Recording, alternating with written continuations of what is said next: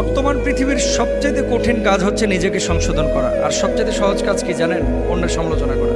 প্রত্যেকটা মানুষ খেয়াল করেন, নিজের সংশোধনের খবর নাই, কিন্তু আরেকজনকে শুদ্ধ করার জন্য, আরেকজনকে বদলানোর জন্য, পরিবর্তন করার জন্য বড় প্রেশার, কিন্তু নিজে পুরো নাপাক হয়ে রয়েছে, নাপাকি ধোয়ার খবর নেই। তো সমালোচনা, গীবত, পরনিন্দা, হিংসা এগুলো কিন্তু ইসলামে জায়েজ নাই।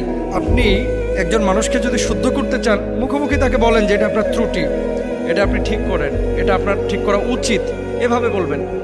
সমালোচনা করে ভাই নিজে কখনো ভালো থাকা যায় না। আপনি আরেকজনের সমালোচনা করে পেছন থেকে টেনে ধরে মনে করতেছেন এরা থামায় দিবেন, দমায় ফেলবেন, কোশ্চিন কালেও না।